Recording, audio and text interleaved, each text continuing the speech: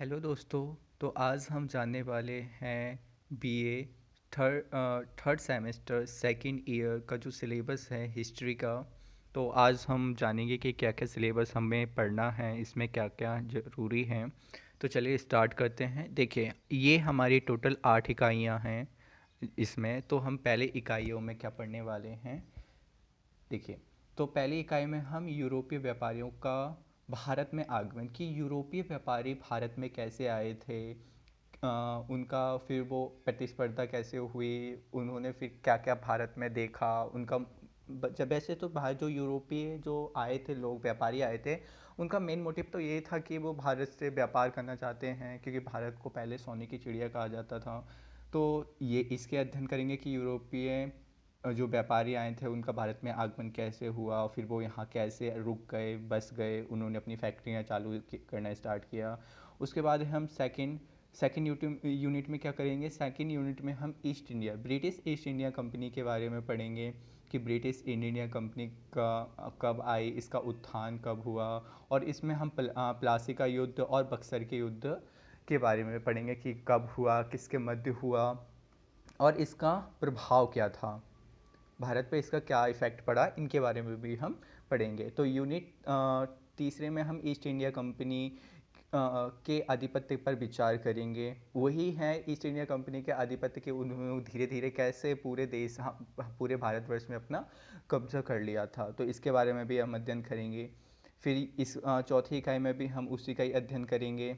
देखिए, चौथी इकाई में भी हम इसी का अध्ययन करेंगे, पर यहाँ पर आपके डेट दे रखी है। जैसे इसमें तीसरे यूनिट में हम 1770 से लेकर 1813 तक हम इसमें अध्ययन करेंगे। और यूनिट आपका 4 में हम 1813 से लेकर 1856 तक बात करेंगे। फिर 1857 में आप मंगल पांडे वाली वो विद्रोह वगैरह हो जाता है, उसके बारे में आपने पढ़ा होगा। फिर उसके बाद है हमारा यूनिट 5। यूनिट 5 में हम क्या करेंगे, यूनिट 5 में हम राजा रंजीत सिंह के राज का उत्थान करेंगे। इसमें विजयनगर का जो भी शासन वगैरह है उनके बारे में हम अध्ययन करेंगे। फिर इसका 6वीं शताब्दी में है, छठी इकाई में हम लोग क्या पढ़ने वाले हैं, छठी इकाई में हम 18वीं शताब्दी में जो हैदराबाद है, मैसूर राज्यों का उत्थान कैसे हुआ, कैसे उनका विकास हुआ, किस राजा द्वारा हुआ, कैसे क्या क्या कारण बने इनके उत्थान के, तो इन सब के बारे में हम अध्ययन करेंगे।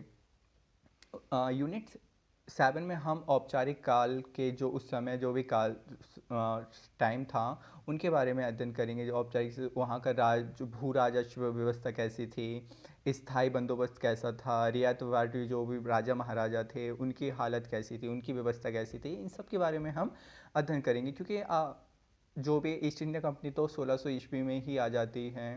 आपका जहांगीर के समय में भी हैं, जहांगीर के समय में ही ईस्ट इंडिया कंपनी की स्थापना हो जाती है। तो उस समय से लेकर कैसे विकास हुआ, इन सब के बारे में, उस टाइम में कैसे फिर अंग्रेज़ों का धीरे धीरे आधिपत्य हो गया भारत पर, फिर उसके अंग्रेज़ों के टाइम पर कैसे हमारे देश की भू राज व्यवस्था कैसी थी, जो उस टाइम के जो शासन करते थे लोग, वो उनकी व्यवस्था कैसी थी, उनके वो क्या करते थे, इस तरीके से कर वगैरह किसे देते थे, इन सब के बारे में हम यूनिट 7 में पढ़ेंगे। फिर उसके बाद है यूनिट 8 में हम भारतीय पुनर्जागरण, कि भारतीयों का पुनर्जागरण कैसे हुआ, सुधार और पुनरुत्थान, क्योंकि भारत में हमारे कई सारी प्रथाएं प्रचलित थीं, तो उनका कैसे सुधार हुआ, इन्हीं सब के बारे में हम पढ़ेंगे।